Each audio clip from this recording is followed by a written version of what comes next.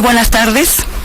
Les damos la más cálida bienvenida a Causa y Efecto, un espacio informativo y de análisis que se transmitirá en vivo todos los domingos de las 2 a las 4 de la tarde y tendrá una repetición a las 6 de la tarde. Agradecemos la apertura de Primer Sistema de Noticias que nos da esta oportunidad de enlazarnos con todos ustedes en este amplísimo esfuerzo por democratizar los medios, que es un ingrediente esencial para la verdadera democracia en México. Reconocemos el apoyo técnico muy valioso de Armando Palafox, el ingeniero en los controles, y de Adriana Palafox y Armando Cabrales, que van a estar atendiendo tanto los controles técnicos como las llamadas de ustedes.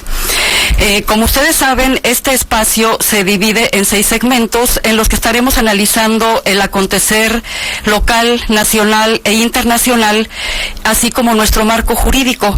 Para ello me es muy grato presentar a mis compañeros Juan José Delgado. ¿Qué tal? Muy buenas tardes.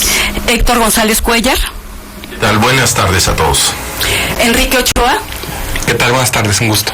Y su servidora Patricia Barba, que estaremos encargados de este programa.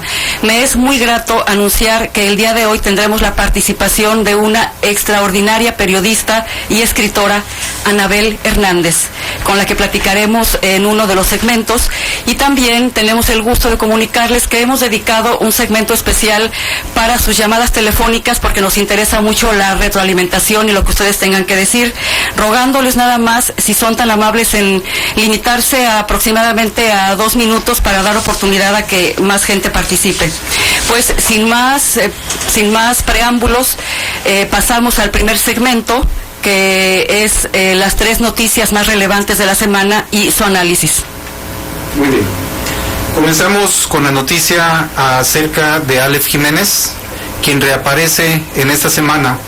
Se había refugiado originalmente en La Paz, Baja California, por la situación tan tensa que se vive en Ensenada. Bien, el otro tema de gran relevancia es el relativo a la reforma laboral. La reforma laboral pasó la discusión de las comisiones, fue votada por la planadora del PRI y del PAN, del PANAL y del Verde Ecologista, y pasó al Pleno, donde también fue aprobada. Esta próxima semana va a ser turnada a la Cámara de Senadores. Muchas gracias, Héctor. Y bueno, también esta otra noticia sumamente relevante, que es Morena. ¿Qué va a pasar con Morena? Se llevaron a cabo asambleas distritales en, valga la redundancia, los distritos 4, 5 y 6 de Tijuana, con 2 temas fundamentales. 1, ¿va a ser Morena un partido político? 2, ¿bajo qué estructura va a llevar a cabo Morena esta otra función como partido político? Así que pues pasemos al análisis de las noticias, Juan José. Muy bien. La desaparición de Aleph Jiménez tiene una representación del ambiente que existe en el país. Este ambiente pinta algunos barruntos de represión. Se dio un día antes de las elecciones en Guadalajara, como decíamos la semana pasada, se dio también en Monterrey, de agresiones concretas contra gente del 132. El Estado está muy preocupado porque detrás de López Obrador y detrás de los movimientos que reivindican una lucha contra la corrupción existe mucha legitimidad. La manera como surge el Yo Soy 132 es en respuesta a el papel que desempeñó Enrique Peña Nieto ante la comunidad universitaria de la Iberoamericana en la Ciudad de México. En este evento fue desafortunada las declaraciones que hizo el actual presidente electo, Enrique Peña Nieto, al señalar que el problema de San Salvador Atenco lo había resuelto de la mejor forma posible y que él era el responsable, aludiendo a la manera como se resolvió lo que ocurrió el 2 de octubre del 68, donde Díaz Ordaz también plantea exactamente lo mismo. Entonces, en ese sentido, los jóvenes universitarios de la Ibero, que tienen una posición privilegiada en lo que son las universidades privadas en cuanto a conciencia, pues fue de una reacción inmediata en donde rechazaron tales declaraciones porque eran una especie de cinismo ante la forma en cómo no resolvieron lo de San Salvador Atenco, donde hubo tortura, hubo asesinatos, hubo violaciones sexuales contra los residentes de esa comunidad.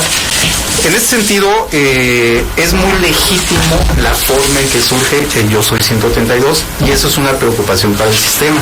Entonces, en este caso, Aleph Jiménez se sintió desesperado por la forma en que lo estuvieron hostigando después de la celebración del 15 de septiembre, de la Noche del Grito, y tuvo que huir.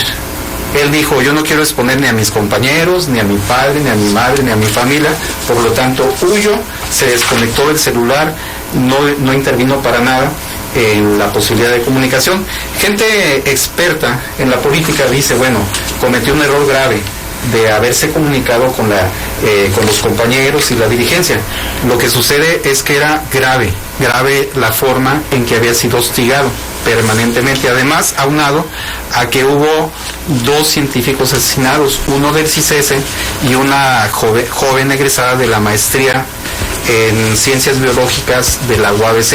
Tengo que ser más preciso, no recuerdo cuál es el nombre de la maestría, pero es una joven que fue asesinada recientemente en un caso de violencia cotidiana que hay contra la población, aunado a que durante todo este mes de septiembre y una parte de agosto también hubo una ola de asesinatos, sobre todo contra mujeres. Entonces es muy importante, el sistema está haciendo todo lo posible por deslegitimar este tipo de movimientos, porque ya están tratando de acomodarse ahora que va a tomar posesión Enrique Peña Nieto, al menos eso es lo que plantea.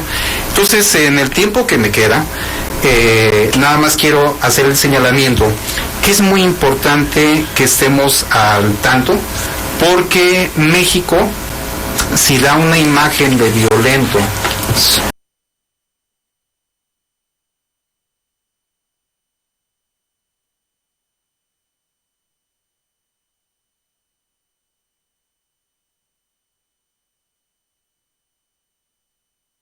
que había sido la misma propuesta con una iniciativa muy lejana, pero con la intención de romper la protección que la ley le daba a los trabajadores desde Carlos Salinas de Gortari. Lo que hace Carlos Salinas de Gortari es intentar proponerla en 1991 y es hasta el final del sexenio de Calderón cuando la ley Lozano, retomada de Carlos Salinas, la asume Calderón. Vimos cómo 22 votos aplastantes contra 9 votos del Movimiento Ciudadano, del Partido del Trabajo y del PRD no dieron oportunidad de incluir ninguna reforma en relación a la transparencia de los sindicatos. El corporativismo charro, los sindicatos que presiden prácticamente los petroleros, la CTM, el sindicato de maestros, van a seguir haciendo de las suyas con los recursos, con las cuotas sindicales, van a seguir votando a mano alzada. Se eliminó la alternativa que había en relación a que las elecciones sindicales fueran con voto libre y secreto.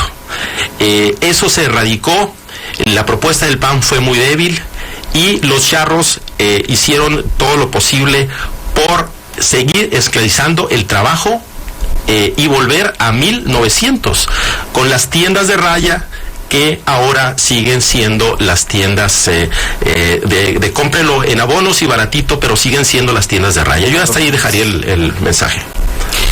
Es un excelente análisis el que acabas de hacer sobre un tema que está haciendo retroceder a México a principios del siglo XX, a una verdadera esclavitud.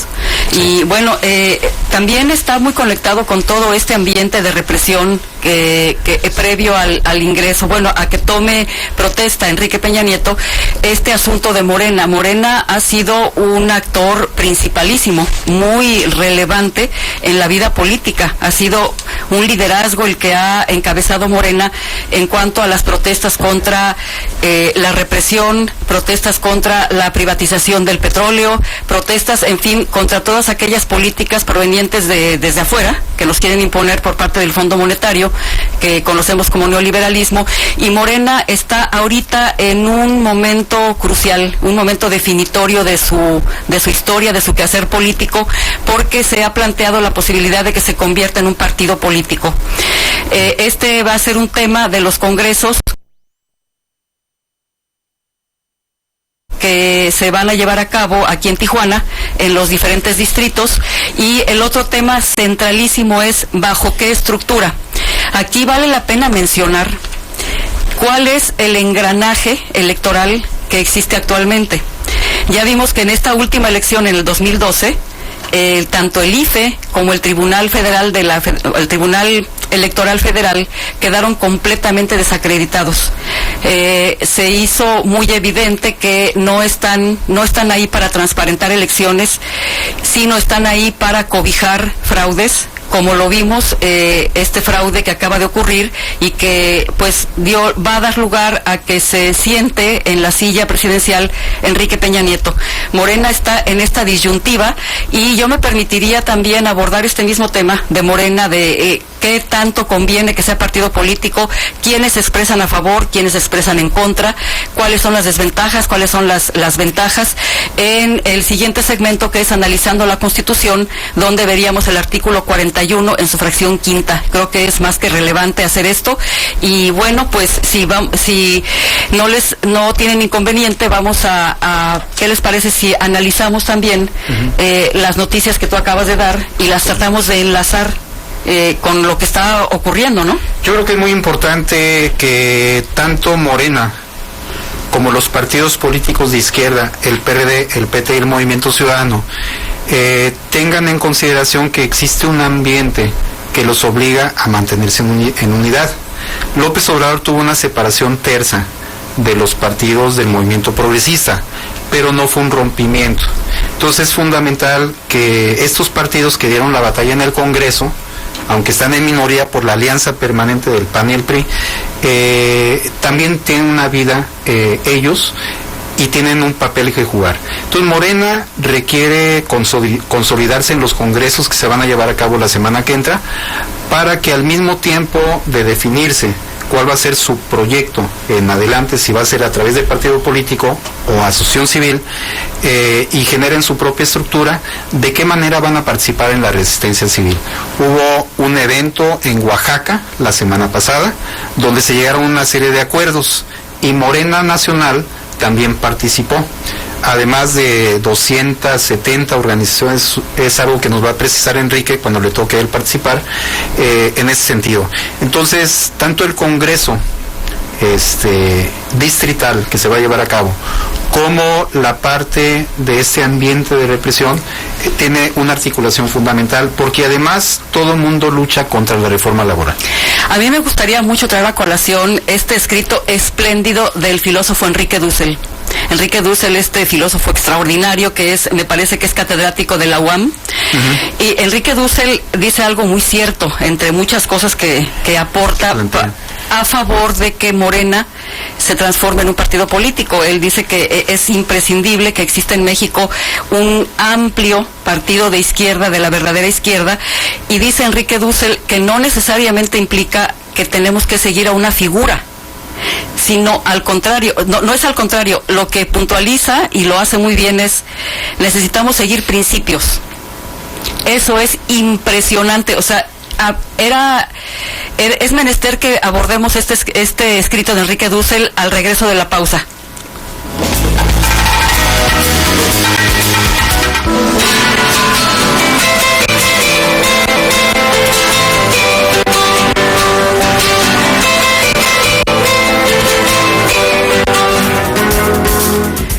Ya estamos de regreso y quiero concluir este análisis del escrito excelente de Enrique Dussel, y que nos puntualiza que no se trata de seguir a nadie, de seguir liderazgos, aunque sí dice que si un liderazgo puede garantizar que se cumplan los principios los programas de un organismo político, pues adelante, ¿no? Hay que seguirlo, pero siempre no porque sea un líder, sino hay que seguirlo justamente porque coincidimos con sus principios, ¿no? Yo creo que el liderazgo de López Obrador es algo que no está en discusión, indiscutible. De hecho, muchas organizaciones que no están de acuerdo en participar en elecciones lo hicieron ahora porque lo reconoce la gente, ¿no?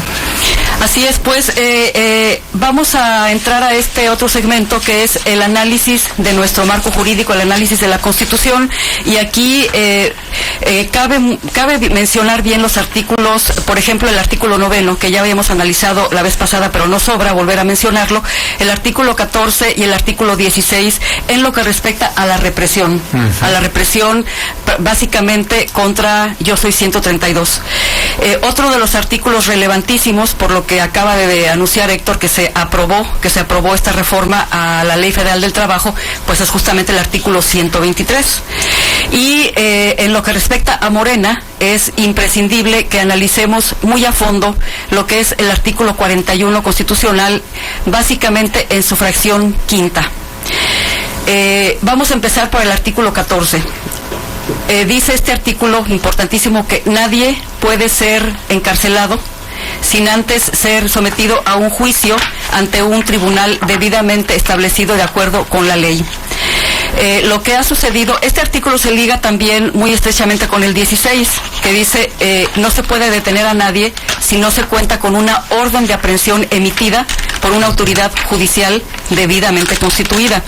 Lo que ha ocurrido precisamente con los muchachos del Yo Soy 132 y con otros actores políticos de siempre, porque la historia de México está plagada con detenciones arbitrarias, desapariciones forzadas, etcétera, es que llegan las autoridades y sin mediar ninguna orden judicial se llevan a estudiantes que están haciendo uso de su derecho digamos, constatado en el artículo 9 constitucional de manifestarse públicamente mientras lo hagan, digamos, sin violentar nada, sin acudir a la violencia.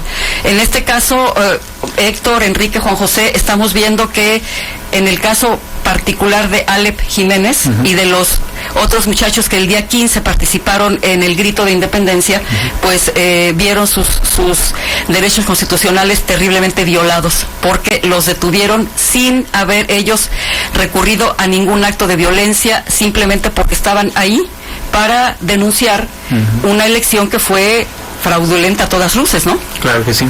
Sí, y de oponerse a la imposición. Yo creo que Héctor y Enrique podrían agregar algunos comentarios a este respecto. Adelante.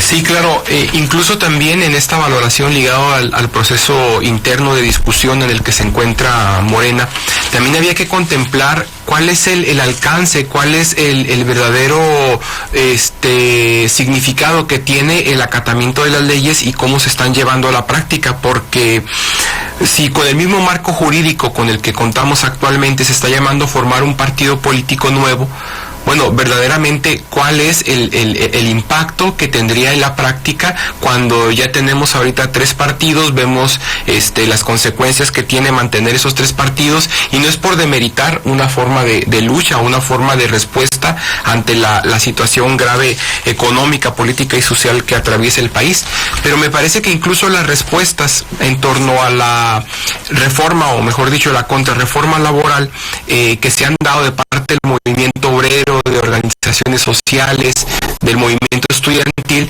nos da pistas, nos da indicadores de por dónde puede venir la respuesta, además de un partido político, ¿no? Por ejemplo, muy concreto puedo señalar el caso de la Universidad Autónoma de la Ciudad de México, que actualmente se encuentra en un proceso de huelga de hecho, y que, bueno, está protestando frente a un caso de corrupción de la rectora, de quien dirige esta universidad, y que, bueno, están pasando a otras formas de organización y otras formas de lucha también. Entonces habría que ver si no es esta la respuesta, ¿no?, que se está dando de parte de la sociedad organizada, porque precisamente los partidos políticos se han quedado cortos, están desprestigiados, y el marco jurídico que los rige, pues vemos que no se respeta, ¿no? Mejor ejemplo que la elección pasada presidencial, pues creo que no puede haber. Héctor.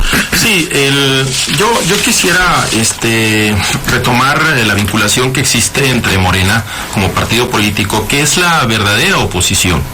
El otro día nos hacíamos la pregunta, bueno, ¿quién representa la oposición? Supuestamente el PAN era la oposición del PRI, pero ya vimos que se juntaron, son tienen la misma política económica, la misma política sindical, la misma política energética, y no nos extrañe que adelante venga una reforma energética que privatice Pemex y que en la cuestión fiscal le dé más privilegios al capital.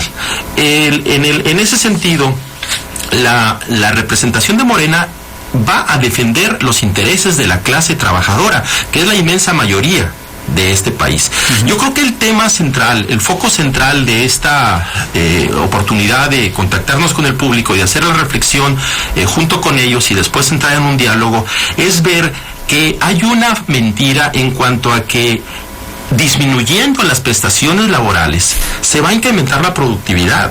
Eso es totalmente falso. El mismo sector público cita que lo que se requiere es mejorar los salarios, mejorar la tecnología, mejorar el Estado de Derecho, que no haya la violencia y la delincuencia que existe, y que haya capacitación y educación para los trabajadores.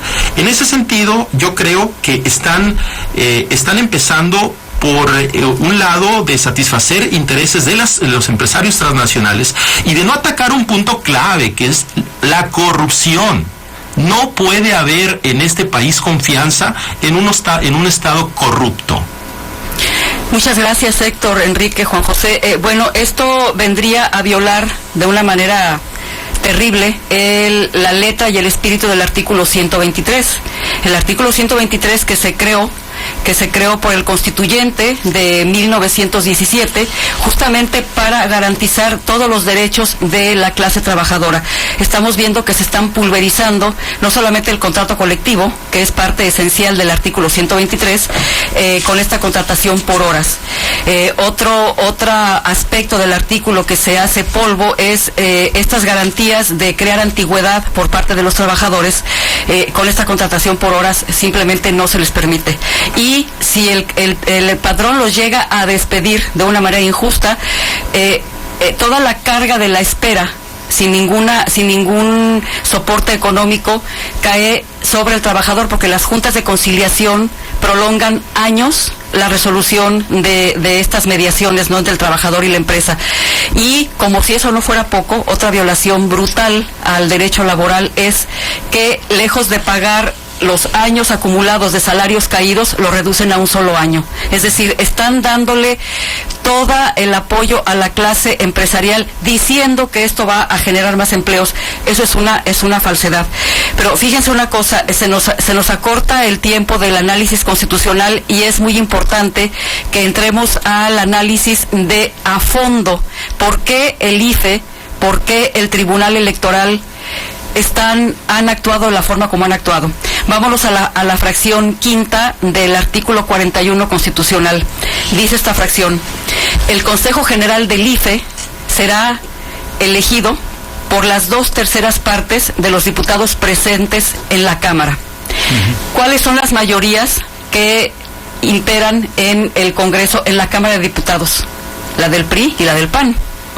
Luego, entonces, el Consejo General del IFE, que es el órgano que rige el comportamiento del IFE, depende de las cúpulas del PRI y del PAN. Entonces, cuando se dice que el IFE es un organismo ciudadano, se está cayendo en una gran falacia. Claro. El IFE no tiene nada de ciudadano. El IFE, si nos remontamos a la historia, a 1991, donde Salinas de Gortari decide crear el COFIPE, y para ello le ayudó Luis H. Álvarez en la redacción del COFIPE, el panista Luis H. Álvarez, que en 1989 era presidente del PAN y que apoyó la reforma política que presentó Salinas de Gortari. Esa es la génesis del actual IFE. Luego, entonces, no se puede decir que el IFE va a defender de elecciones limpias si está creado por un individuo que inauguró la vida política de México con un fraude monumental, que fue en 1988 el de Salinas de Gortari. Entonces, por eso, con toda la certeza decimos que el IFE nunca ha sido ciudadano. El Tribunal Electoral pues es supremo, no tiene nadie por encima que le digamos que lo limite, que haga que se apegue a la Constitución y actúa como una Suprema Corte de Justicia. Así es.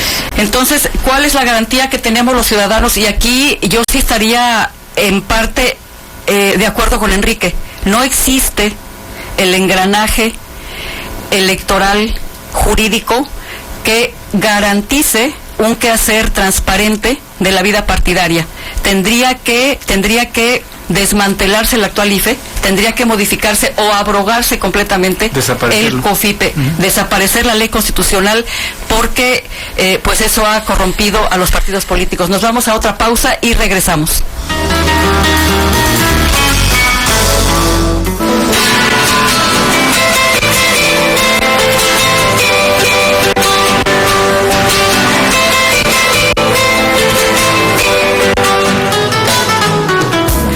Pues ya estamos de regreso y este es el segmento donde esperaremos en unos minutos la llamada de nuestra querida Anabel Hernández. ¿Quién es Anabel Hernández?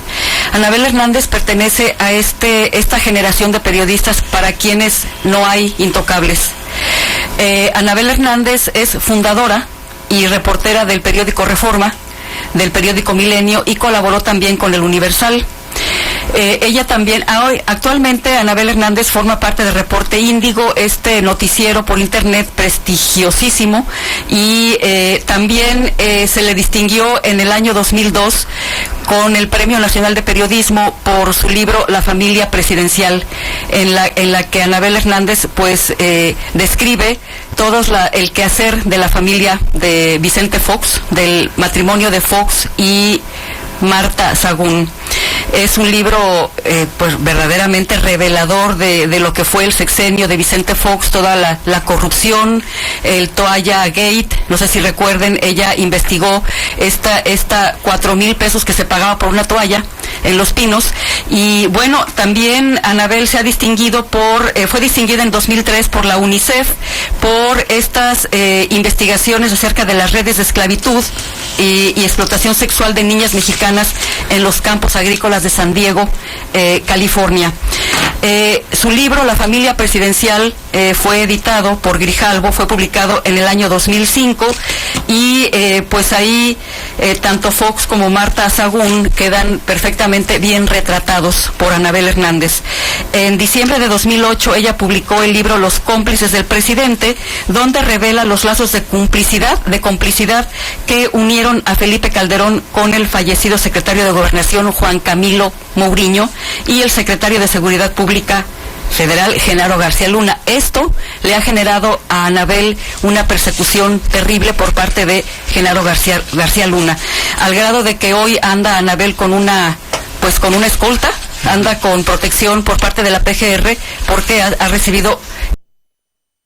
Yo nada más quería comentar que la gente a través del chat se está comunicando y está comentando lo que ahorita estamos abordando los 4 comentaristas.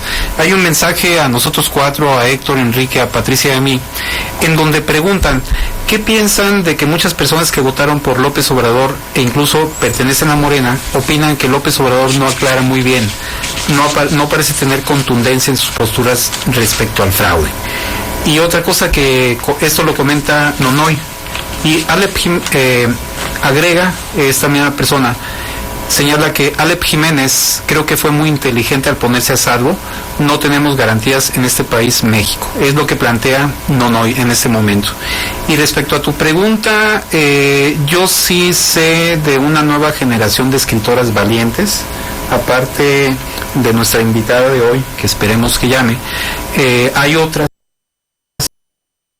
que han sido muy valientes y que en Tijuana las conocen y han sido reveladoras. La investigación periodística para mí tiene un gran peso porque evidencia una serie de cuestiones que el sistema esconde. Otra cuestión de peso para mí también es la investigación científica que se da en las universidades y en los centros de producción científica, que siempre tienen que manejar la verdad. Aunque no investigan este tipo de cuestiones por la línea que tienen las universidades o los colegios, de todas maneras hay estudiantes que son valientes y hacen este tipo de trabajo. Entonces, por un lado es la investigación periodística y por otro lado es la investigación científica. Es lo que quiero comentar acerca del trabajo de esta Fernández. Sí, aquí en descargo de lo que pueda ocurrir, hay que tener presentes que Anabel se encuentra en una situación sumamente delicada. Si no llegara a entrar su llamada, que yo espero que sí entre, pues habría que entender que no es fácil para ella estar en comunicación en un país donde la represión está a todo lo que da. Se ha instituido como una política, una política de gobierno, no de Estado, de gobierno, porque el Estado, repito, el Estado, de acuerdo con mi muy particular apreciación, el Estado es la coexistencia de la actividad de los ciudadanos y la actividad del gobierno. Y si nosotros le atribuimos al Estado la represión, estamos incluyendo ahí al pueblo de México, que no creo que sea correcto, ¿no? ¿De qué? Sí, bueno, yo creo que quisiera comentar respecto al tema, ¿no?, de Anabel Hernández, el tema del narco, porque me parece que a estas alturas ya no se puede restringir su análisis a la parte puramente ilegal o de condena o incluso hasta morbosa de los detalles en los que opera y se desarrolla esta actividad, sino también el análisis que va ligado a el papel económico tan fuerte que tiene el país. El narcotráfico en México y en muchas otras partes del mundo se ha convertido en una verdadera rama de la producción, que a su interior tiene una división del trabajo, tiene clases sociales, incluso hasta métodos corporativos, ¿no? Y estos elementos van saliendo a partir de los propios datos periodísticos, por ejemplo, cuando se sabe que contratan a grupos de sicarios que no pertenecen al mismo grupo que se dedica al narco, sino que se dedican solamente a atender esta parte necesaria, ¿no?, para la existencia de esta actividad, además ilegal, pero que está tan compenetrada en toda la vida social, en toda la vida económica, en la manera incluso como muchos campesinos se ven obligados a sobrevivir, ¿no? Alquilando sus tierras o poniendo al servicio voluntario u obligado para con el narcotráfico. Tiene que ver con, por ejemplo, el desempleo, la falta de oportunidades para la juventud.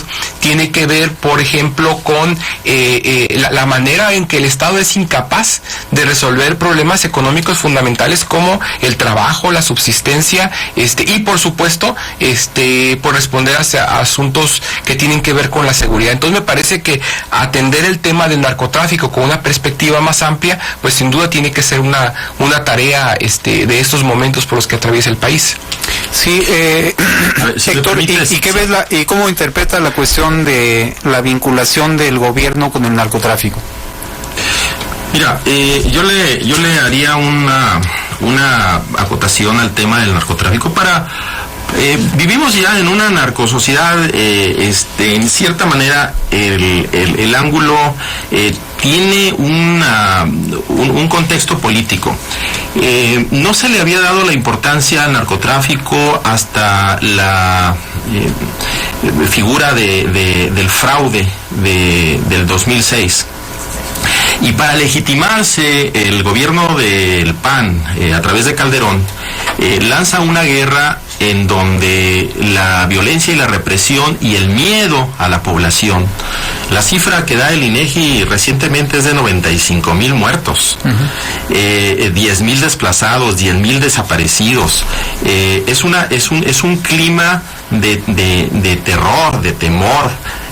Entonces, yo creo que en el fondo hay una alianza entre el gobierno panista, nada más que escandalosa, porque en el PRI también existía, y esto permitió que los soldados, los marinos, el ejército, las policías se multiplicaran y salieran a la calle a imponer un clima nada grato para la población, pero era un clima de intimidación, era un clima en donde el miedo era el centro de atención.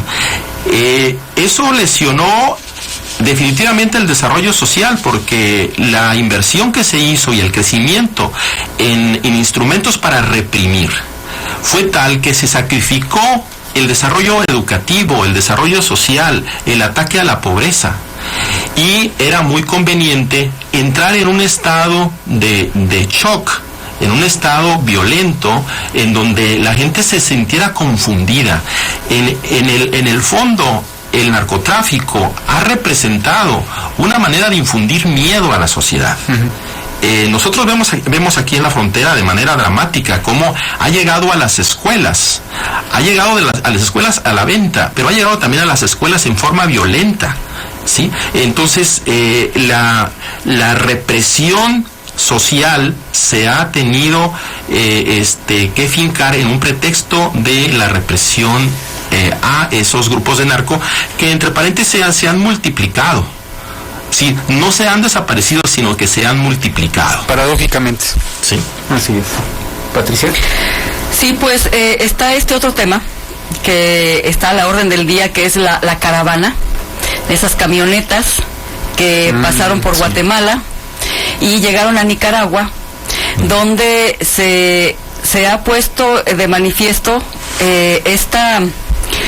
digamos que estos periodistas, o que se dicen periodistas, que fueron sorprendidos en Nicaragua por el gobierno de ese país, se ha dicho por una parte que las camionetas fueron registradas en el gobierno del Distrito Federal por personas que no trabajan para Televisa.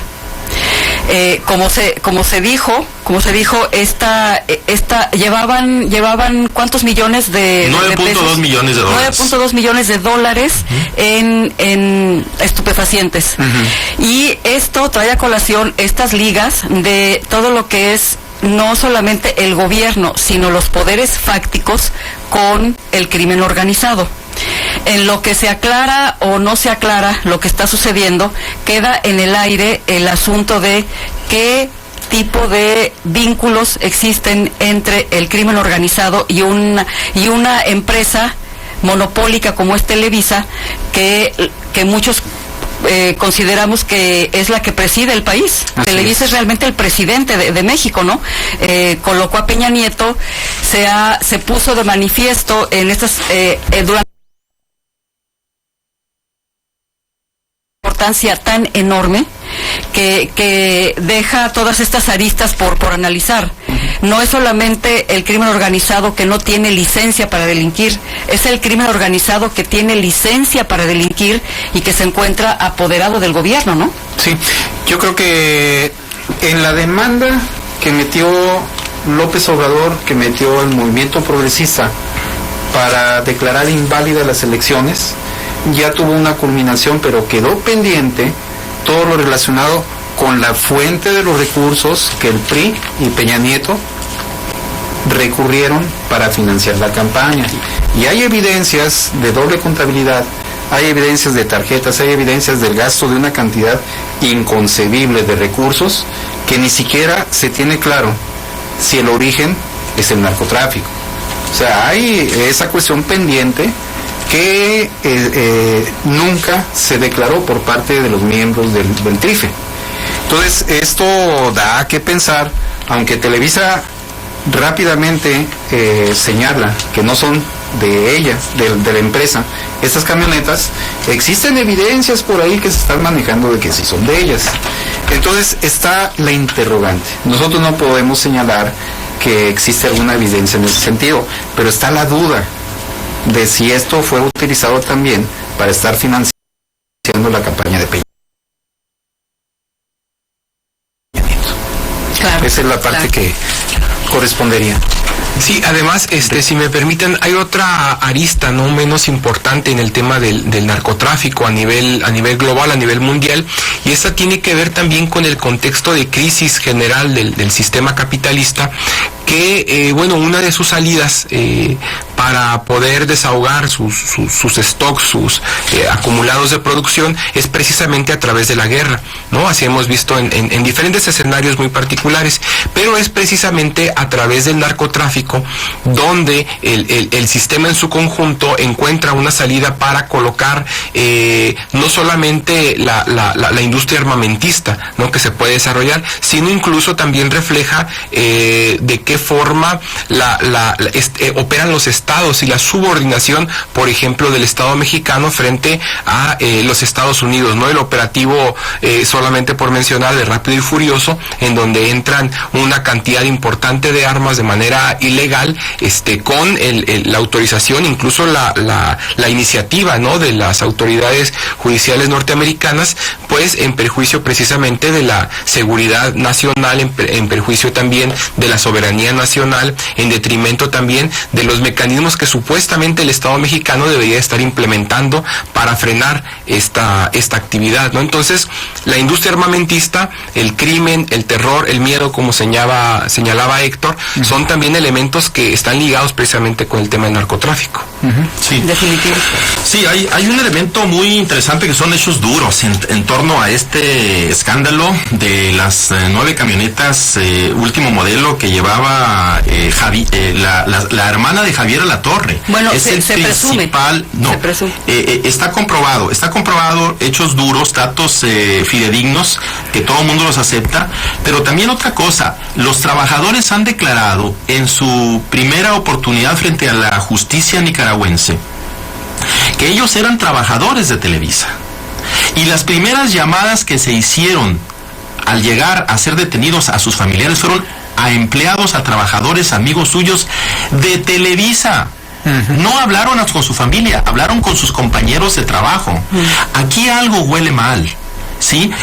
Salta a la vista el hecho de que inmediatamente la embajada y el consulado de México en Nicaragua, sin mayor investigación, sin mayor información, inmediatamente desliga a Televisa de este evento. Sin ninguna prueba. Sí. Y otra cosa, llevaban 2 o 3 años haciendo esos traslados, supuestamente con un costo del equipo satelital elevadísimo, y llevaban residuos de cocaína, y efectivamente llevaban maletas en lugares escondidos donde acumulaban 9.2 millones de dólares.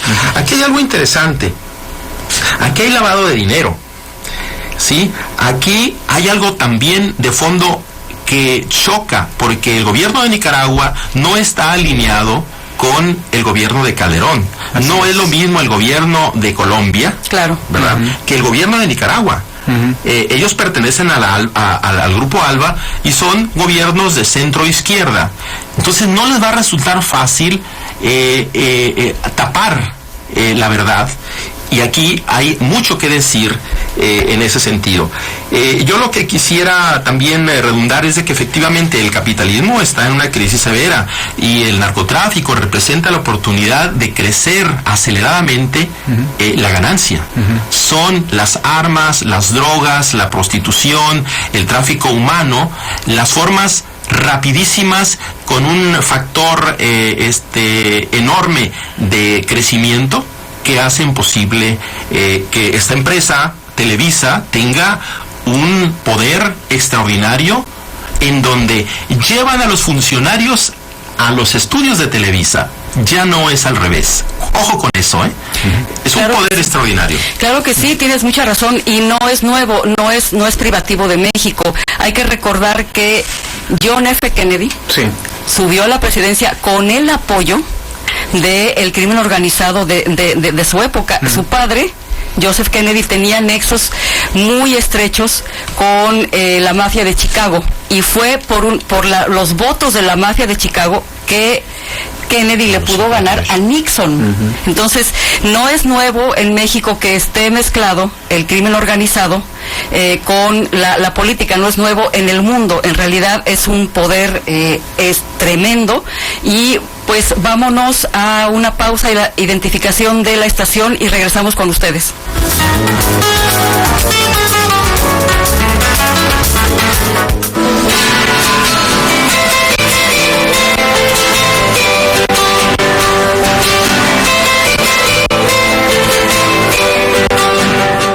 Yo paso mucho tiempo fuera de casa, pero cuando estoy me gusta estar conectado a internet para bajar revistas, películas, música o hasta la última versión de mis libretos. Esto lo hago a un muy buen precio gracias al internet de Cable Más, con el cual yo selecciono el tiempo de uso y listo, estoy conectado y sin necesidad de un pago mensual. Si se trata de mi internet, yo decido cuándo y cuánto. Presentamos internet en prepago de Cable Más, justo a tu medida. El único internet que se ajusta a tus necesidades. Cable Más, el futuro a tu alcance. Restaurante 100 años en Tijuana desde 1996. Cuenta con 5 exclusivos salones para eventos con capacidad hasta 350 personas. Desde un cumpleaños. Dar la bienvenida a sus llamadas al 01800-263-1030, llamando desde Estados Unidos, y al 344-1030. Pues bien, Juan José, ¿querías decir algo? Lo que pasa es que como la vez anterior se canceló la sección que me permití inaugurar, por mientras llama, la voy a iniciar. Claro. En cuanto llame, vamos a continuar con lo demás y vamos a sintetizar las dos partes restantes. Democracia de las Ideas es un segmento donde se plantea no las llamadas, sino que la gente pueda hablar. El significado de democracia de las ideas es que se visibiliza al ciudadano. Hay una sección de ciudadano visible. Entonces la idea de la democracia de este segmento, democracia de las ideas, es que vengan los ciudadanos a presentar ante el público cuáles son sus proyectos, cuáles son sus luchas. Y yo al mismo tiempo durante la semana voy a estar haciendo recorridos y voy a estar checando lo que se comunique la gente a través del chat para poderlo compartir con el público. Entonces, en una primera instancia quiero comentar algo muy importante que quería comentar desde la vez pasada. En Baja California, en todo el país, existe un grave problema de identidad, derivado de una actitud de quien gobierna, de menospreciar a los más pobres. Y los más pobres entre los pobres en este país son las comunidades indígenas. Entonces aquí en Baja California hay un grave problema de identidad, porque muchos de los niños que nacen en este estado no se les proporciona acta de nacimiento. Y también, como estamos viviendo un momento diferente donde los indígenas viven todavía en nuestro continente, pese a la política de genocidio que dura todavía, que tiene 500 años y todavía dura, hay una tendencia generalizada a no proporcionar actas de nacimiento. Voy a continuar con este tema después de Anabel Hernández, porque ya llegó la llamada. Queridísima Anabel, te damos la más cálida bienvenida aquí a Causa y Efecto, y pues estamos esperando no solamente platicar contigo sobre tu quehacer como periodista extraordinaria, muy destacada, reconocida con el Premio Nacional de Periodismo, y tus libros extraordinarios como Los Señores del Narco, La Familia Presidencial y Los Cómplices del Presidente. Anabel, bienvenida, un abrazo. ¿Qué tal, Patricia? No, al contrario, gracias a ustedes, compañeros de Causa y Efecto, y sirve que aprovecho para felicitarlos y para felicitar a la sociedad de Baja California, que hoy tiene esta gran oportunidad de tener un espacio totalmente abierto con periodistas profesionales y que están dispuestos a informar sin cortapisas a la sociedad. Me parece que es una ganancia de la sociedad de Baja California y ojalá lo aprovechen a lo más posible. Gracias, Anabel, querida. Pues mira, estamos en un entorno en el que no solamente durante la elección presidencial se surgieron estas evidencias de vínculos del poder político con el poder corruptor del narcotráfico. Anabel, tú has sido una pieza fundamental en transparentar todos estos nexos y que la sociedad conozca de, por ejemplo, que los actores políticos tienen no en su mira el bienestar de la población, sino realmente están respondiendo a otros intereses que se entrelazan muy estrechamente entre lo que le llamamos el crimen organizado y lo que yo le llamo, perdónenme, el otro crimen más organizado y con licencia para delinquir, Anabel. Sí, Sí, así es, Patricia. Me parece que esa es el gran reto, el gran problema que se viene para los próximos 6 años. Por desgracia, mucha gente cree o votó creyendo que votando por un partido diferente al PAN, votando por el PRI, iba a terminarse en automático la violencia o este desastre en lo que Felipe Calderón ha convertido a nuestro país. Sin embargo, la inercia de los grupos delincuenciales, la inercia de la guerra entre narcotraficantes, que esa es la única guerra real y auténtica en la que hemos estado inmersos en los últimos 6 años, no de la guerra del gobierno contra el narcotráfico, sino de la guerra de narcotraficantes en la que el gobierno fue juez y parte, no va a parar con el cambio de gobierno. La inercia desde los grupos criminales, yo lo que me encuentro, y lo voy a poder revelar, plantear, documentar en un libro que va a salir ahora en noviembre próximo, de Editorial Grijalvo, haciendo un balance de este terrible gobierno de Felipe Calderón. Lo que yo he encontrado es que esta situación de guerra está en 3 niveles. Por un lado, tenemos los grandes cárteles de la droga que se disputan el territorio mexicano para el trasiego de droga, para el paso de droga a Estados Unidos, pero también para el narcomenudeo. Es decir, han encontrado que en México, y la propia Secretaría de Salud lo ha reconocido, ha crecido de manera muy importante el consumo de drogas. Entonces, México ya es un pastel apetitoso en materia de narcotráfico para los grandes cárteles. Y estos cárteles están en su guerra de alto impacto, es decir, el Chapo Guzmán contra Héctor Beltrán Leiva, unido a Vicente Carrillo Fuentes, a Heriberto Lascano, contra el cártel del Golfo, una guerra entre cárteles. Pero además de esa guerra entre cárteles, que penetran a las campañas políticas a través de financiamiento de campañas y este tipo de cosas, por otro lado tenemos a las células criminales, que hoy pueden ser 50 o 200 o 500. El gobierno federal de Felipe Calderón no ha contabilizado realmente cuántas células criminales hay. ¿De qué se derivan estas células criminales? Que el gobierno de Felipe Calderón, al hacer una guerra dirigida a los enemigos del Chapo Guzmán, por ejemplo, al cártel de los Beltrán Leiva, que cuando estaban unidos al Chapo Guzmán nadie les molestaba, pero después de la ruptura en enero de 2008 empiezan a ser acosados por el gobierno. Arturo Beltrán Leiva tenía tal organización, tantos líderes de plaza en Guanajuato, en Aguascalientes, en Guadalajara, en Morelos, que cuando él es detenido, esos líderes de plazas se multiplican en 2 o 3 y se crean células criminales que no respetan ninguna jerarquía de cárteles y pelean calle por calle. Pero hay otro fenómeno, Patricia, que me parece que es muy importante que la ciudadanía conozca y que el gobierno de Felipe Calderón dolosamente no ha querido informar.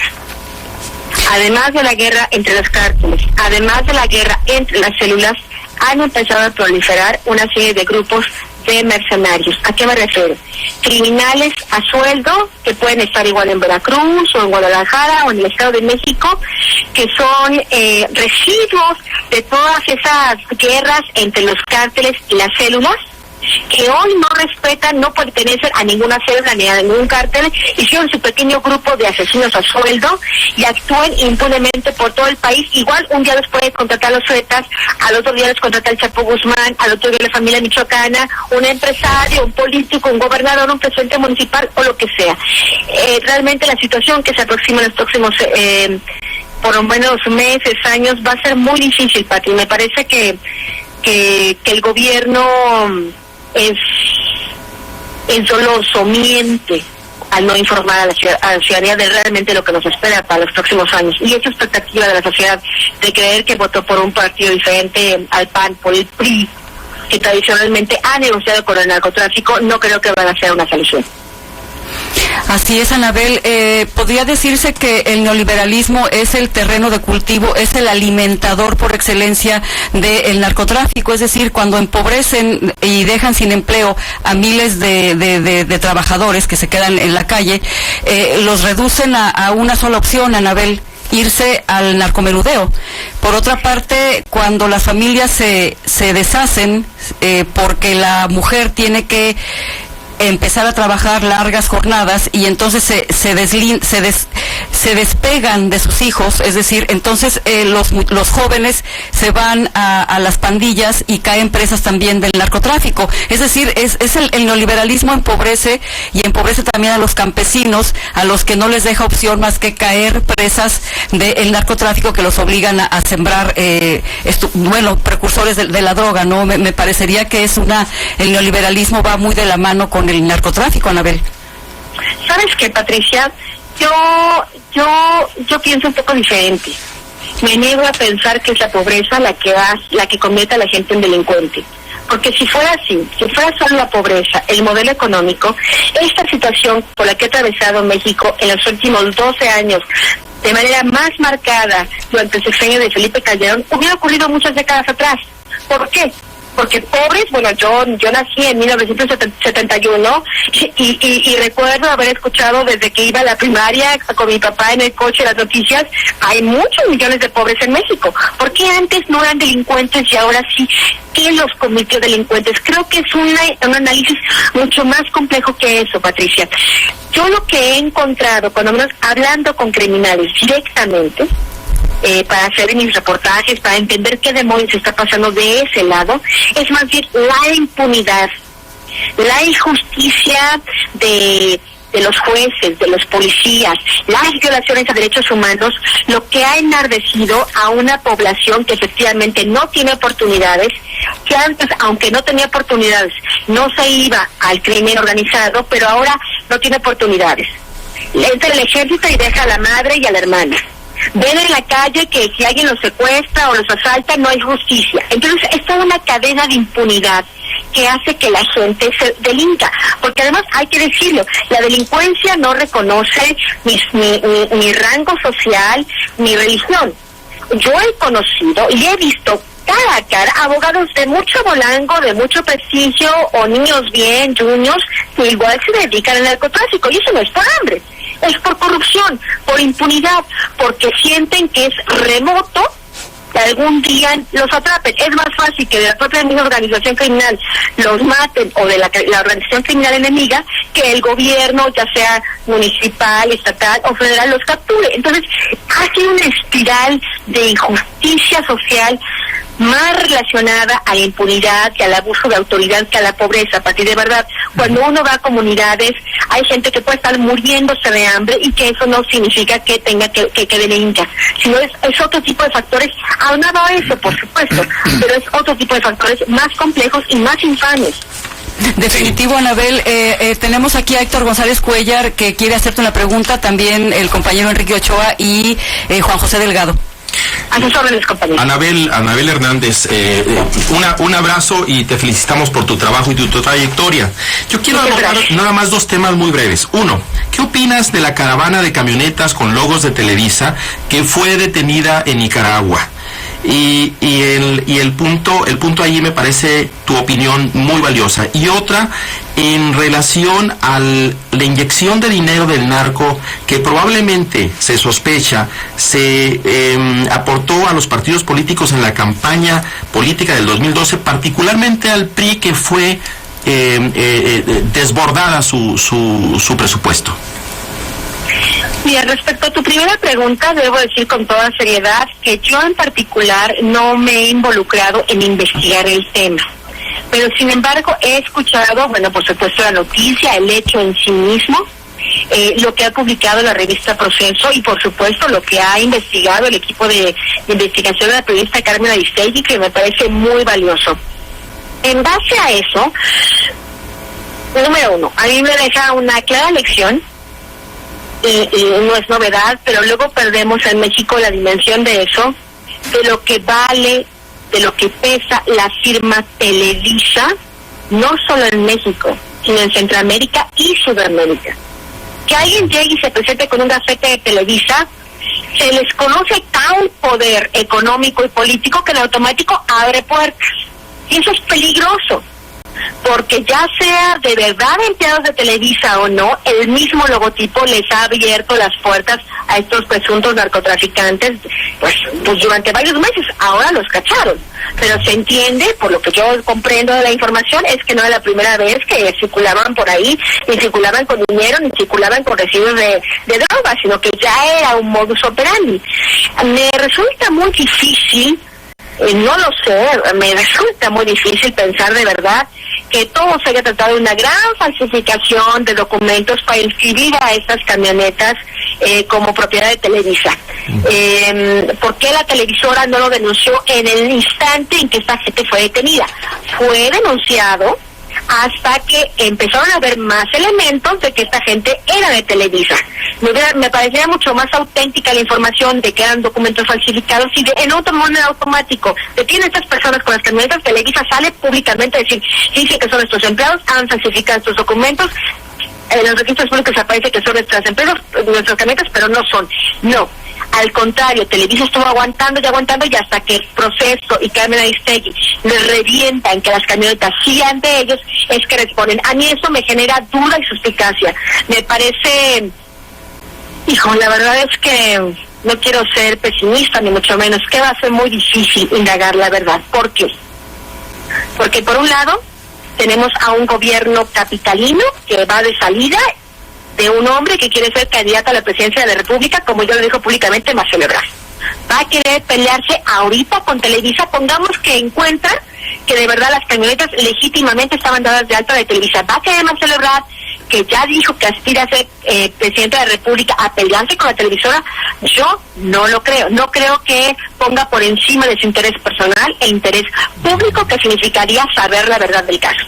Por otro lado, tenemos a un gobernador entrante, que es Miguel Ángel Mancera, y digo el gobierno del Distrito Federal porque realmente ellos son los que tienen pues mayores elementos a través de la CETRAL y todo esto, de quiénes son realmente quienes registraron, si realmente estos vehículos si realmente están asegurados, por ejemplo, por el seguro institucional, por el seguro de flotillas, que es de GNP, el seguro de Televisa, el que asegura todas las flotillas, realmente estaban en la nómina de estas personas, me refiero, estaban tenían recibimientos, todo ese tipo de beneficios, si cuando es un empleado formal de una institución. No creo que Miguel Ángel Mancera, quien seguramente también llega acariciando el sueño de ser presidente de la República, que vaya a echarse el pleito con Televisa. Y por otro lado tenemos a un Felipe Calderón que ya se va huyendo del desastre que hizo, se va a Estados Unidos, a una universidad en la que le crearon específicamente un seminario exprofeso para él.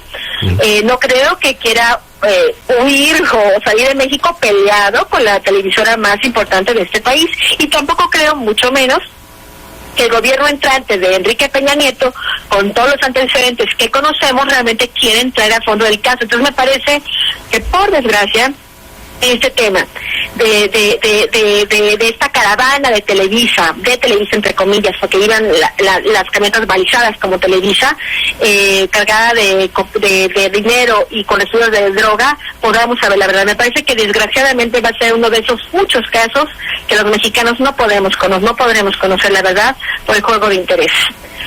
Pues por otro lado, mi querida Anabel, lo que estamos viendo es que la tarea de la PGR, la tarea de las instancias que deberían investigar, pues se la están dejando a Carmen Aristegui, a ti, es decir, al periodismo crítico, al periodismo que se preocupa por transparentar todo, y prácticamente lo que está sucediendo en México es que hay un grado de impunidad espantosa, como tú bien lo decías. Vamos a irnos a una pausa, mi querida Anabel, y regresamos ya para cerrar la entrevista maravillosa contigo. Gracias, Pacheco. Gracias.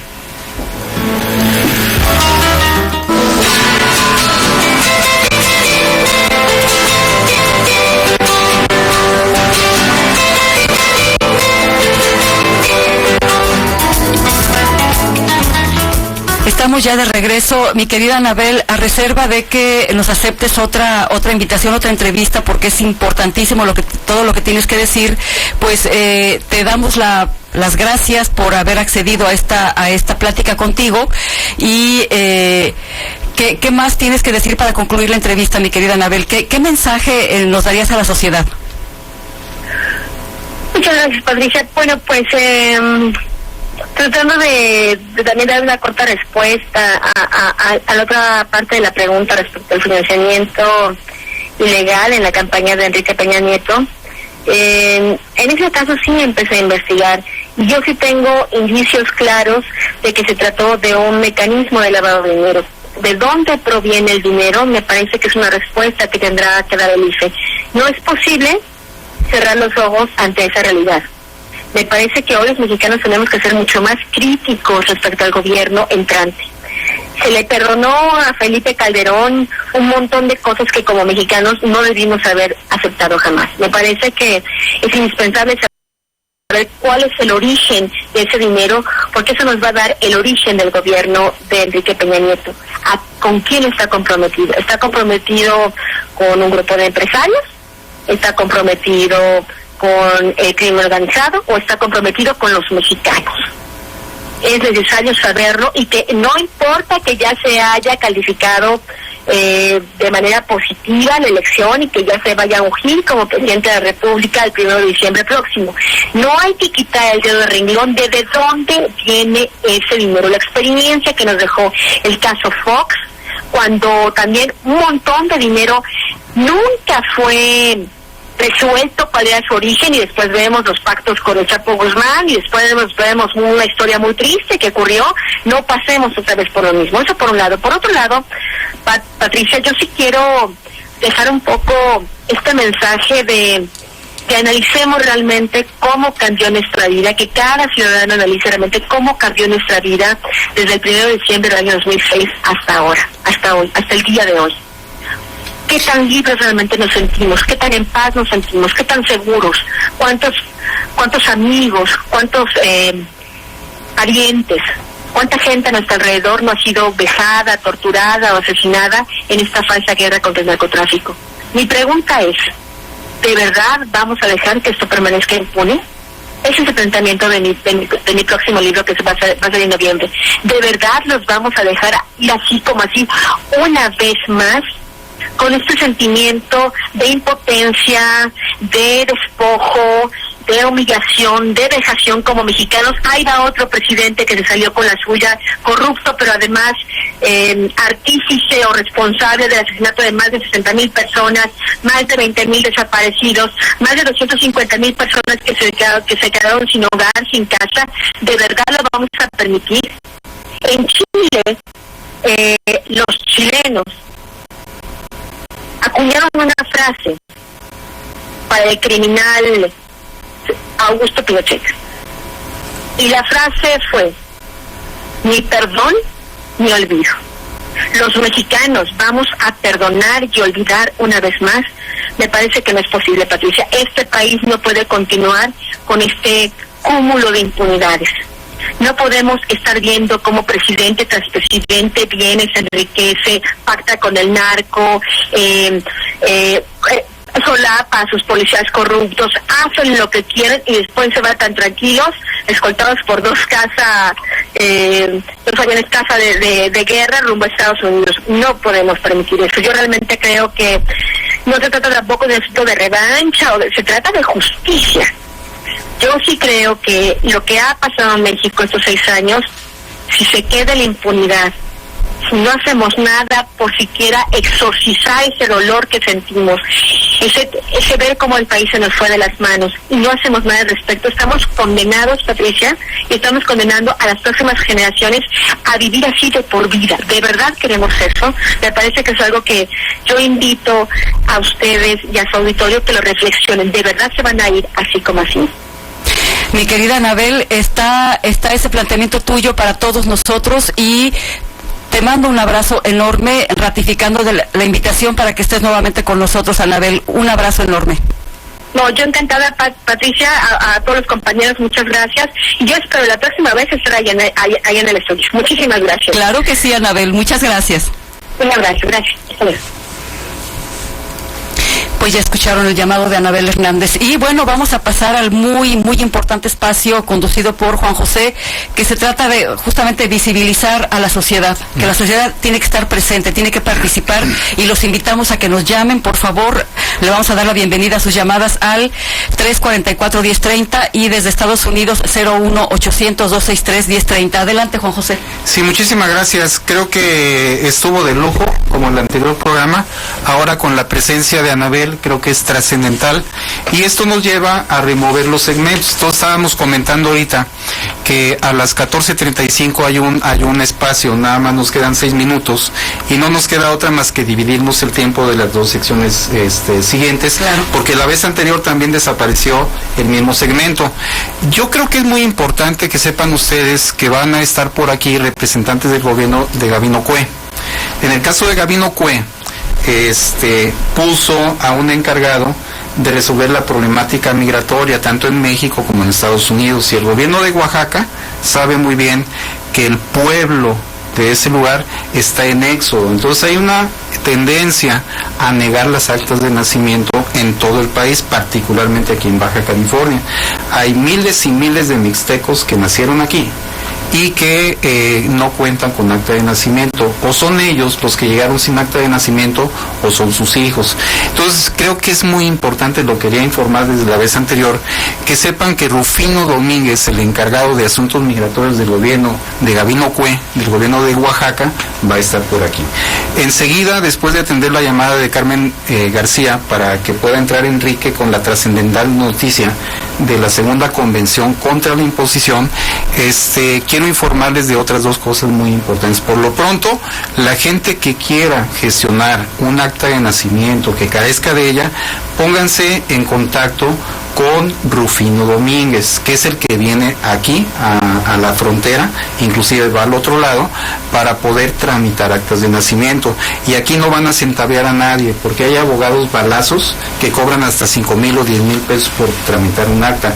Aquí en este caso son precios muy aceptables, de 100, 200 pesos, algo sencillo. Entonces muy importante que la gente sepa que esta persona está viniendo para acá.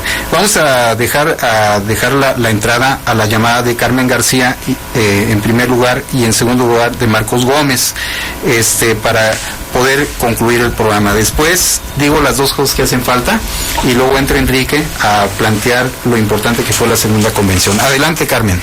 Buenas tardes. ¿Qué tal? Buenas tardes. Mire, los felicito por este gran programa que gracias a Dios que tenemos, y al señor Bonilla que nos da pues chance de tener este gran programa que nadie los tiene. Gracias a Dios que nadie los tiene más de que nosotros. Porque nosotros disipamos lo que tenemos, lo que nuestro corazón ya no aguanta. Mire, le voy a decir también quiero, antes de abordar yo mi problema, quiero darle muchas gracias a las personas que trabajan en Palacio de Gobierno, donde están donde solicita uno las cartas de no antecedentes penales. Sí. Gracias a Dios que hay dos personas tan hermosas que ayudan a las personas. Otra cosa. Muy bien, esta señorita que acaba de hablar. Estamos a punto de irnos a la pausa para que ya concluya. Y yo le voy a decir que por qué México, por qué nosotros nos tenemos que dejar, pero ¿con quién nos podemos quejar? Que es el mismo gobierno ratero. ¿Y por qué todavía quieren seguir siendo que diputados, que senadores, que que el otro? No es justo. Por eso yo estoy con la persona que me antecedió, que es una persona lindísima. Que así quisiera yo que toda la gente de Tijuana y donde quiera pensáramos, ya esas ratas, basta, para afuera. Muchas gracias, Carmen. Muy bien, pasamos entonces ahorita, después de esta llamada tan encendida de Carmen, al señor Marcos Gómez. Adelante, Marcos. Ok. Buenas tardes. ¿Qué tal? Buenas tardes. Buenas tardes, Marcos. Felicidades por el programa. Gracias. Muchas gracias. Oiga, una pregunta. ¿Se acuerda que todos los presidentes hacen juramento, juro? Así es, cuando toman posesión juran. A respetar la Constitución y todo, y que el pueblo me lo demande. Sí. Así es. Porque antes de que se vayan no se le puede hacer un juicio político a Un juicio Calderón. político a Felipe Calderón, desde luego que sí. O con quién se tiene que dirigir a alguien para que se le haga un juicio político. Sale su propuesta al aire y si hay más llamadas en este programa o en los que PCN transmite a lo largo de la semana, se puede empezar a generar una propuesta generalizada. Ok. Entonces nosotros vamos a dar a conocer su propuesta. Pero sí me gustaría que antes que se fuera esta raza, esta sinvergüenza, este collón. Usted esté atento a la información que se da en esta radiodifusora y vamos a pasar Muchas gracias a la siguiente llamada. Muchísimas gracias, Marcos. Adelante, Marta. Buenas tardes. ¿Qué tal? Buenas tardes. Buenas tardes, Marta. Tengo mucha gripe, pero no se preocupe, no se contagia por mi teléfono. Quiero felicitarlos porque este es un extraordinario programa. La entrevista con Anabel Hernández fue preciosa, me encantó. La actuación de Pati Barba también es buenísima, porque tiene un manejo del lenguaje excelente, igual que tú, igual que los otros dos caballeros. Gracias. Pero gracias, Martita. Este es un programa excelente. Y PSN se está adornando ahora sí que con la mejor calidad en televisión de este estilo en México, porque en ningún lado lo he visto mejor. Pero quiero hacer una reflexión acerca de la reforma a la ley laboral.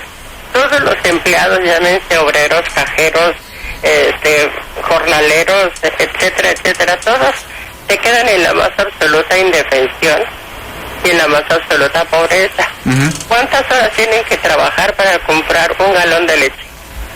¿Cuántas para comprar huevo? Que ya también está muy caro, cuesta 1.60, 1.70 cada huevo, dependiendo de donde se compre. Así es. ¿Cuánto cuesta el pan? Etcétera, etcétera. Y esto ya me lo pongo a pensar. Si yo estoy en mi casa siendo mamá, pues invito a uno de mis hijos que se venga a vivir con nosotros y compartimos la renta. ¿Cuánto tiene que trabajar mi hijo para que se puedan cubrir los gastos de comida, de luz, de agua, de teléfono? Y si queremos tener cable también, todo esto lo tenemos que compartir porque no nos va a alcanzar el sueldo. Esa es una reflexión que va a quedar para el público y te aseguro que va a haber comentarios posteriores. Ahorita vamos a tener que pasar una pausa, Marta. Te agradecemos muchísimo tu llamada. Hay que pensar y saber que nos tenemos que unir para combatir esto. Claro que sí, hay que unirnos para eso. Muchas gracias, Marta. Feliz tarde. Vamos a ir a una pausa.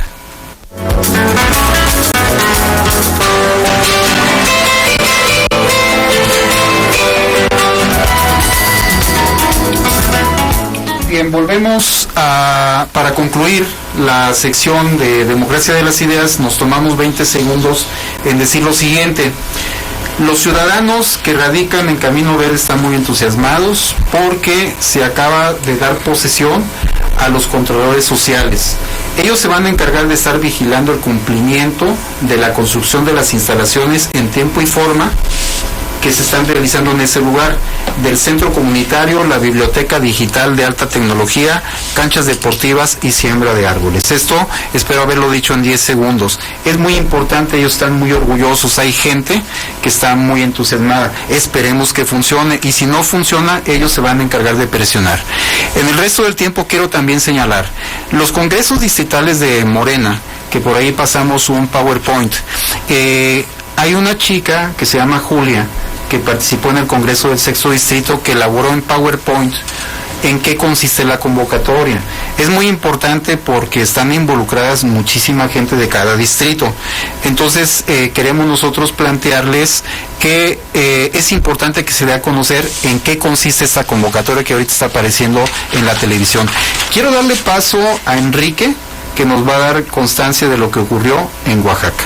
Muchas gracias. Perdón por los 20 segundos, Sí, bueno, con gusto dar a conocer este importante acontecimiento del que pudimos ser partícipes la semana pasada en la ciudad de Oaxaca de Juárez, porque se llevó a cabo la segunda Convención Nacional contra la Imposición, este importante evento que da continuidad al primero celebrado los días 15 y 16 de julio en San Salvador Atenco, en el Estado de México, bueno, pues da como resultado el que más organizaciones, más ciudadanos, más inconformes con la situación que vivimos, pues puedan estar aportando su granito de arena para unificar todos estos descontentos en un solo torrente de organización.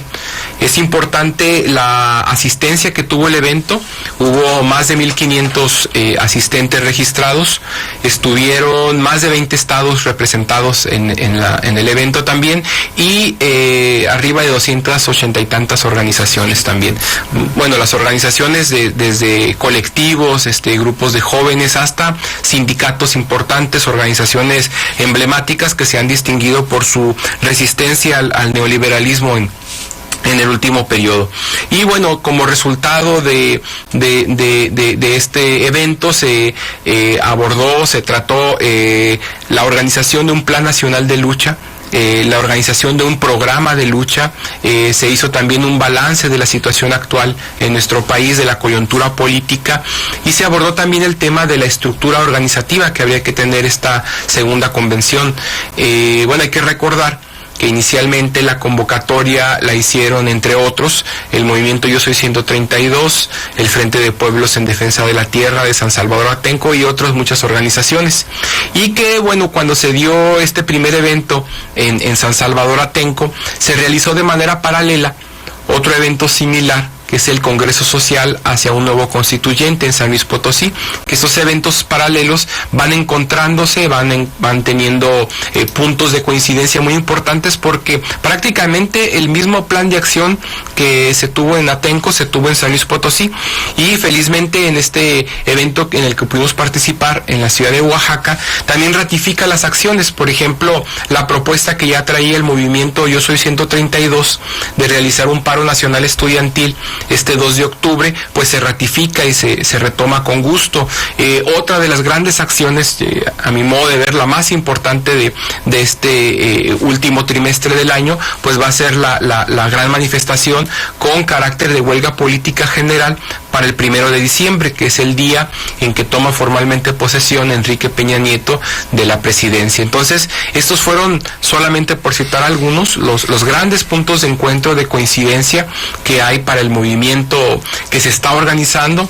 Y bueno, lo que tiene que ver con la estructura organizativa que va a tomar la convención, pues hay que recordar que muchas personas que se van incorporando precisamente por la situación de crisis, por la necesidad de tener una salida a los problemas actuales del país, pues se van incorporando. Entonces, en cierta forma, aún vamos en pañales en la organización, pero algo muy importante es que la estructura que se aprobó prácticamente por consenso en todas las mesas fue que tiene que seguir teniendo un carácter asambleísta o asambleario, es decir, que las decisiones se toman en plenaria, que los acuerdos se toman en colectivo, y que son comisiones de trabajo las que le dan seguimiento a los acuerdos de la convención. Entonces me parece que esto supera muchos de los rígidos esquemas organizativos, más bien a veces caudillescos, más bien a veces burocráticos que se tenían, y va contribuyendo al proceso de organización popular.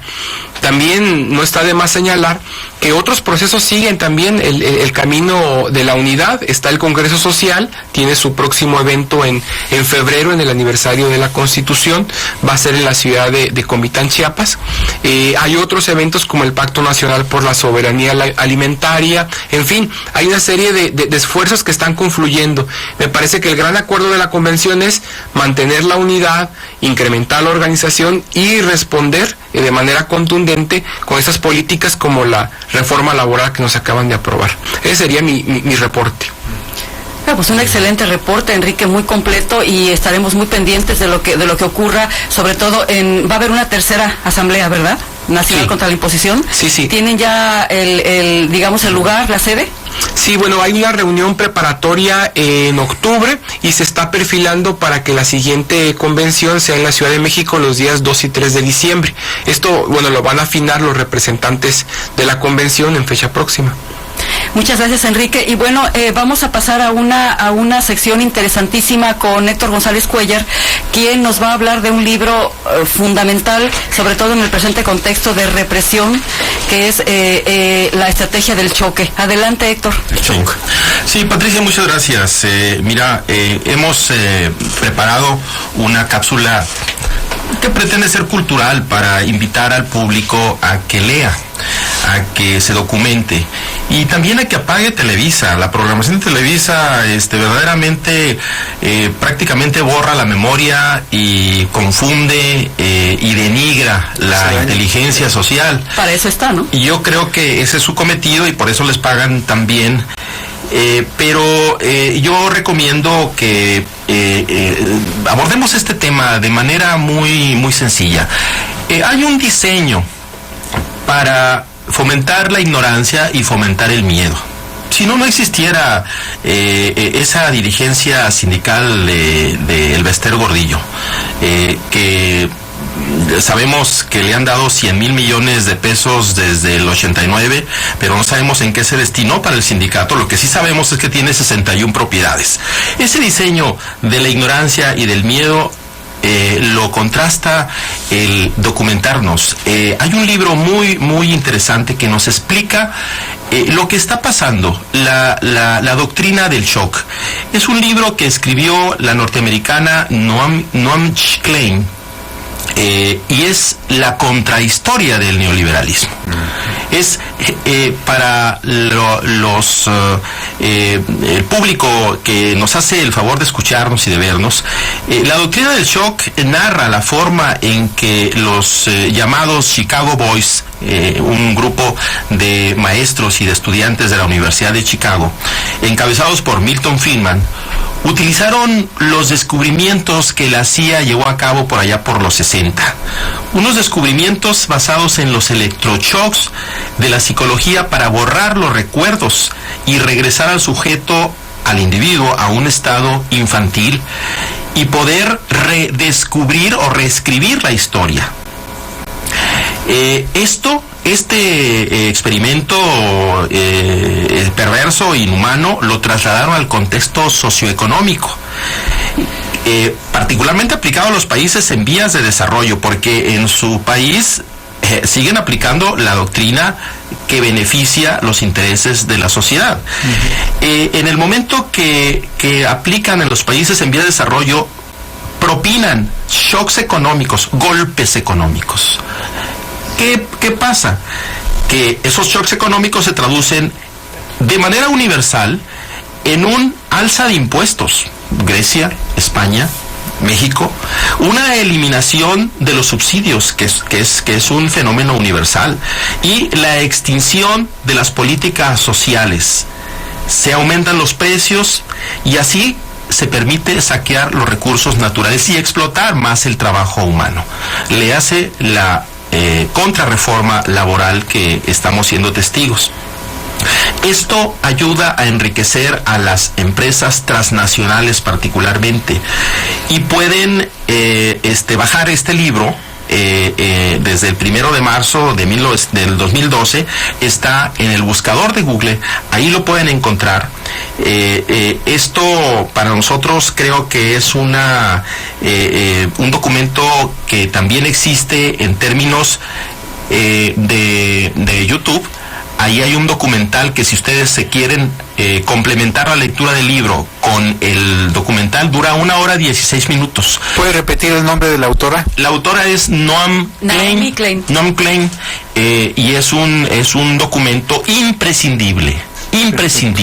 Debería ser el ABC para entender la crisis, la corrupción, la impunidad, la desigualdad, el momento violento que vivimos en términos de que la guerra ya nos estamos acostumbrando, y la tortura, ¿sí? La violación de los derechos humanos. Sí, en Guantánamo hay una violación de los derechos humanos. Allí hay cientos de presos, ¿sí? Y solamente a 2 judicialmente los han podido condenar. El resto son personas que han sufrido la tortura por el aislamiento.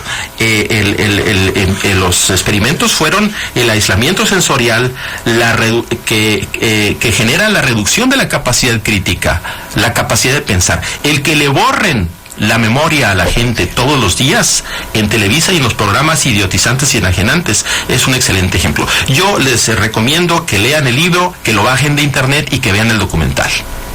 Gracias, Héctor. Una excelente cápsula.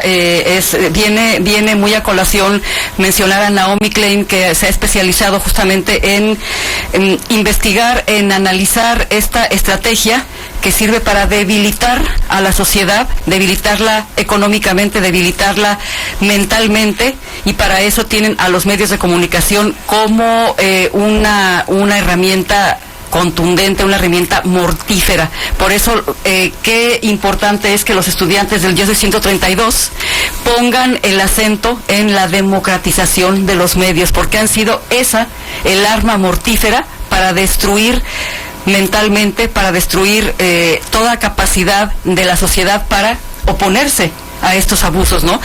Pues estamos ya llegando a la parte final del programa, y hay que decir que se van a cumplir 44 años de la masacre de Tlatelolco, ordenada por Gustavo Díaz Ordaz y su secretario de Gobernación, Luis Echeverría, que sigue impune.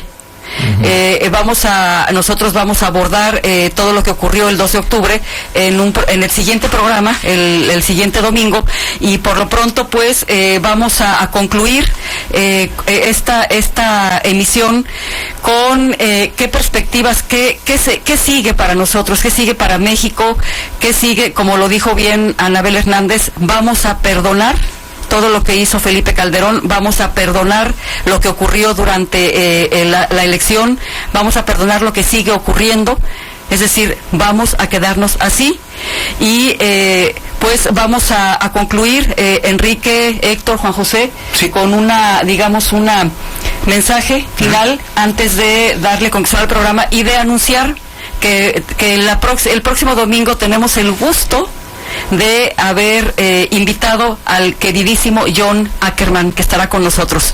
Bien, Juan José. Yo espero que para la próxima semana también se puedan presentar algunas personas que en Tijuana están trabajando en las colonias, en los sindicatos, en los grupos magisteriales, etcétera. Mira, lo que yo quiero comentar es recordarle a la gente que busque en internet el nombre de Rufino Domínguez, que es el que viene con frecuencia para poder tramitar el acta de nacimiento, como se indica ahí en el correo, en la parte del internet. La otra, la gente debe de saber que el cuarto, quinto, sexto y octavo distrito van a tener su congreso distrital de Morena para la siguiente semana. Es muy importante, la gente está muy entusiasmada. Hoy también asistí a un evento del PRD donde la izquierda democrática que se opone a los chuchos también están en pie de lucha, están haciendo planteamientos muy importantes. Por eso decía que la unidad de la izquierda debe de seguir vigente. Desde luego, si alguien que asista al Congreso de Morena quiere participar como delegado o en la dirección de Morena, tiene que renunciar a su partido, sea de la izquierda, que fue nuestra alianza, o que provenga del PAN o del PRI. Tienen que renunciar para poder ser delegado o parte de la estructura. Con eso me despido. Muchas gracias. Sí, bueno, a mí me gustaría enfatizar esta lectura que hacemos a veces de la realidad un tanto pesimista, o cuando leemos el lado oscuro, ¿no?, de los acontecimientos. Así nos ha pasado con San Salvador Atenco, por ejemplo. Leemos la represión del día 4, pero no vemos el triunfo popular del día 3. Por ejemplo, en Oaxaca, ¿no?, vemos la represión que sufrieron la Asamblea de Pueblos de Oaxaca, pero no vemos, por ejemplo, la parte positiva de organización, de aportación que se está haciendo. Entonces, a propósito del libro de Naomi Klein, creo que podemos también sacar la lectura positiva de que, a pesar de todo esto, a pesar de la situación que vivimos, nos estamos organizando, estamos enfrentando y estamos aportando nuevos esquemas de organización y de lucha para salir adelante en la situación de crisis que estamos actualmente. Sí, bien. Bueno, yo concluiría con una situación en relación al golpe económico que significó la reforma laboral de la planadora, de ese golpe de Estado que significó desde la compra de votos, la coacción de votos, el trato con Televisa, que desembocó en una inversión enorme con el propósito de que la clase dominante ya sabía que tenían que tomar de alguna manera justificada el gobierno, porque vienen un aplastamiento de las reformas de las conquistas de la Revolución Mexicana. Sí, la Revolución Mexicana ya no tiene ninguna herencia. Si se desaparece en los hechos la Ley Federal del Trabajo, el derecho de huelga, porque los sindicatos se van a eliminar con el outsourcing, prácticamente los sindicatos desaparecen. No tiene sentido. El empleador ya no tiene nada que ver legalmente con los trabajadores, y esto diluye salarios, diluye prestaciones, se puede despedir de la noche a la mañana sin ninguna consecuencia, recontratar, poner a prueba 6 meses, 3 meses a un trabajador, prácticamente es esclavizar el trabajo y es apostarle que la productividad se va a aumentar con salarios de hambre.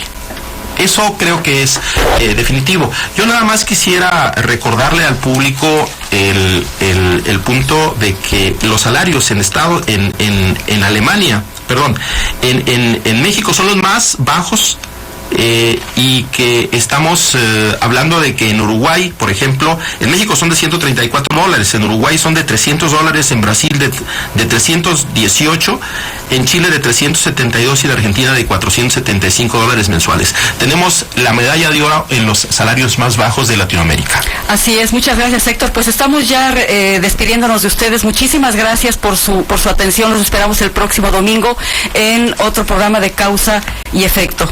Muy buenas tardes. Muchas gracias.